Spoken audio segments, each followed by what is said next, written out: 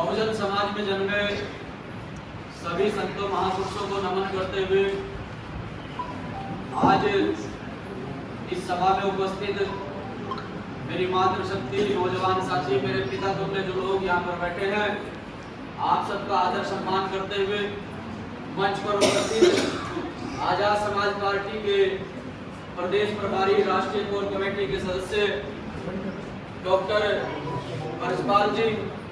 Bhim army Bharat एकता mission के प्रदेश उपाध्यक्ष भाई रवि देवपाल जी, भीम आर्मी भारत एकता मिशन के प्रदेश महासचिव भाई अमरीश कपिल जी, नवनियुक्त भीम आर्मी भारत एकता मिशन के मंडल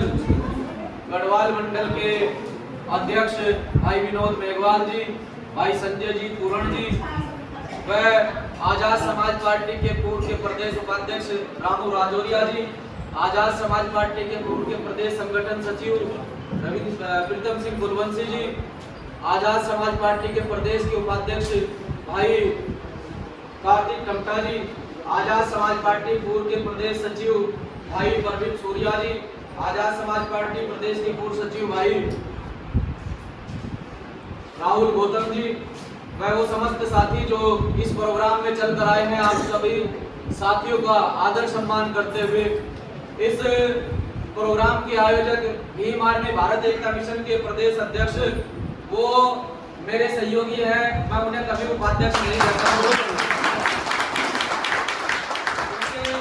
हम सभी साथी आपस में सहयोग से काम करते हैं। अभी मैंने एक साथी का नाम लिया, विनोद मेघवाल जी, वो मेरा भाई, जिसे मंडल अध्यक्ष बनाया गया है, तो देहरादून की टीम की जिम्मेदारी बनती है कि उनका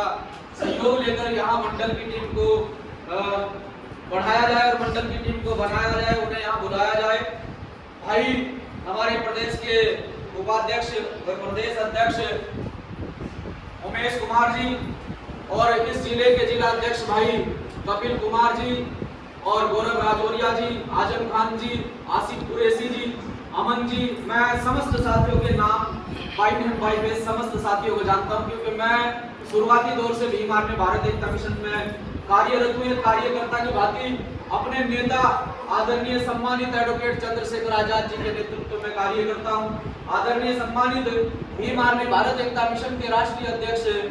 विनय रतन सिंह जी के नेतृत्व में कार्यरत हूं। तो साथियों, आपको आज इस मीटिंग के माध्यम से आज, क्योंकि ये विचार गोष्ठी हमारे साथियों ने जो आज यहाँ डीएल रोड संत शिरोमणि सतगुरु रविदास जी मंदिर में रखी है, इस मीटिंग में कुछ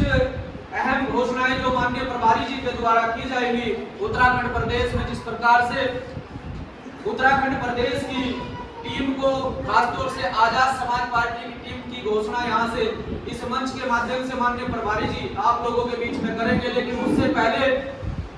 पहले जो ये विचार गोष्ठी रखी गई है, इस विचार गोष्ठी में आप लोगों को कुछ बताना चाहता हूँ, कुछ समझाना चाहता हूँ। और भी हमारे साथी जो अन्य जगह से चलकर आए हैं, हमारे बीच में हमारे बड़े ही पुराने साथी, क्रांतिकारी साथी भाई सुबोध भाई जी यहाँ पर उपस्थित थे, लड्डू अभी आया है, सुबोध भाई उपस्थित थे। मैं उनका भी आदर सम्मान करता हूँ कि वो शुरुआती दौर से, जब से भाई एडवोकेट चंद्रशेखर आजाद जी की शिक्षा देहरादून के अंदर हुई, तब से शुरुआती दौर से वो भाई एडवोकेट चंद्रशेखर आजाद जी के साथ में कंधे से कंधा मिलाकर चल रहे हैं। मैं आप सभी साथियों का सम्मान करते आज 11 अप्रैल उस महान शख्सियत का जन्मदिन, जिस महान शख्सियत के कारवा को, उनकी मूवमेंट को, उनकी मुहिम को, उनकी विचारधारा को जन जन तक पहुंचाने का काम बाबा साहब डॉक्टर अम्बेडकर साहब ने, उन्हें अपने प्रेरणा स्रोत मानते हुए, अपना गुरु मानते हुए इस देश के अंदर, खासतौर से अगर मैं कहूं कि जो कारवा महात्मा फुले जी के जाने के बाद थम सा गया था, उस कारवा को आगे बढ़ाने का काम बाबा साहब डॉक्टर अम्बेडकर साहब ने दिलो जान से किया है। तो मैं आप सभी साथियों को मेरी ओर से बहुत बहुत बधाई, मंगल कामनाएं कि आज 11 अप्रैल है, ऐसी महान शख्सियत का जन्म दिवस है, जिस महान शख्सियत ने इस देश में संघर्ष करके एक पहचान बनाई और संघर्ष करके इस समाज पर हो रहे शोषण, उत्पीड़न, अत्याचार के खिलाफ आवाज को बुलंद किया और शिक्षा के क्षेत्र में एक पहचान बनाकर अपनी पत्नी माता सावित्री बाई फुले को इस समाज की सेवा करने के लिए घर से बाहर निकाला और घर से बाहर निकालकर आप लोगों के बीच में लेकर आए और महिलाओं को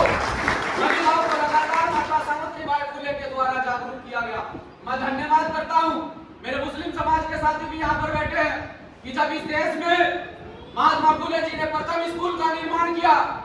तो एक भी संघी अपनी जमीन देने के लिए तैयार नहीं था, स्कूल के लिए जमीन देने के लिए तैयार नहीं था। लेकिन उस समय पर भी जब महात्मा फुले इस देश के अंदर संघर्ष कर रहे थे, उस समय पर भी मेरे मुस्लिम समाज के साथियों ने साथ में संघर्ष करने का काम किया और माँ फातिमा शेख ने माता सावित्री बाई फुले के साथ में कंधे से कंधा मिलाकर अपनी जमीन देकर प्रथम स्कूल का निर्माण कराया और इस देश में एक मिसाल कायम की। वो मिसाल लगातार मुस्लिम समाज के साथी कायम करते आए हैं कि बाबा साहब डॉक्टर अम्बेडकर साहब जो जिनके लिए इस देश की मनवादी व्यवस्था के लोगों ने ये कहा था कि हम पार्लियामेंट के खिड़की दरवाजे वेंटिलेशन सब बंद कर देंगे। देखते हैं डॉक्टर अम्बेडकर अपने समाज को आगे बढ़ाने के लिए कहां से इस संसद के अंदर प्रवेश करेंगे। लेकिन मेरे मुस्लिम साथियों ने बाबा साहब डॉक्टर अम्बेडकर साहब को अपनी सीट खाली करके वहां से चुनाव लड़ाकर और मुस्लिम समाज के साथ बाबा साहब डॉक्टर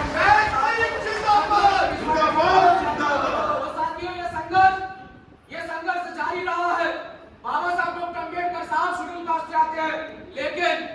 यहाँ अगर मैं बात करूं महात्मा ज्योतिबा फुले साहब की तो महात्मा ज्योतिबा फुले साहब माली समाज से आते हैं, ओबीसी समाज से आते हैं, सैनी समाज से आते हैं। लेकिन आज कहीं ना कहीं मेरे सैनी समाज के लोग पूरी तरह से जागरूक नहीं है, महापुरुषों की विचारधारा से पूरी तरह से प्रेरित नहीं है, या ये कह दूं कि पूरी तरह से उन्हें जानकारी नहीं है कि उनके महापुरुषों ने यह आंदोलन अगर बात करूं बाबा साहब डॉक्टर अम्बेडकर से पहले की तो इस आंदोलन को ओबीसी समाज के लोगों ने ही चलाया। हमें तो कोई अधिकार ही नहीं था, हमें तो किसी प्रकार का कोई अधिकार नहीं था, हम पढ़ नहीं सकते थे, हम जो है अच्छे मकान नहीं बना सकते थे, अच्छे कपड़े नहीं पहन सकते थे। इस मुहिम को अगर आगे बढ़ाने का, इस आंदोलन को अगर आगे बढ़ाने का किसी ने काम किया है बाबा साहब डॉक्टर अम्बेडकर साहब से पहले का इतिहास उठाकर देखना तो सारे महापुरुष ओबीसी समाज के हैं। लेकिन आज ओबीसी समाज पूरी तरह से इस बात से अनभिज्ञ है, वो समझना नहीं चाहता है, वो पहचानना नहीं चाहता अपने महापुरुषों के संघर्ष को, वो जानना नहीं चाहता है अपने महापुरुषों के त्याग और बलिदान को कि किस प्रकार से माता सावित्रीबाई फुले ने यातनाएं सही। माता सावित्रीबाई फुले के ऊपर पत्थर फेंके गए, कीचड़ फेंका गया, लेकिन वो महिला ऐसी महिला थी कि वो डरी नहीं, वो डटी रही और दो साड़ी अपने झोले में डालकर चला करती थी। जब एक साड़ी पहनने को आती थी तो दूसरी साड़ी को बदलकर स्कूल में जाकर महिलाओं को शिक्षा देने का काम करती थी। आज तो बाबा साहब डॉक्टर अम्बेडकर साहब के संविधान की बदौलत यह समाज जागरूक हो चुका है, ये समाज शिक्षित हो चुका है। उस टाइम की बात कर रहा हूँ जब समाज जागरूक नहीं था, जब समाज शिक्षित नहीं था, एक महिला ने क्रांति कर दी। आज तो हजारों महिलाएं हैं। मैं आपसे कहना चाहता हूँ कि आपको अपने बच्चों को अच्छी शिक्षा देनी चाहिए, अपने बच्चों को महापुरुषों के बारे में बताना चाहिए। आज जितने आरएसएस के स्कूल खुले हैं सब में अगर ज्ञान की देवी किसी को कहा जाता है, बताइए किसे कहा जाता है? ज्ञान की देवी किसी को कहा जाता है तो सरस्वती को कहा जाता है।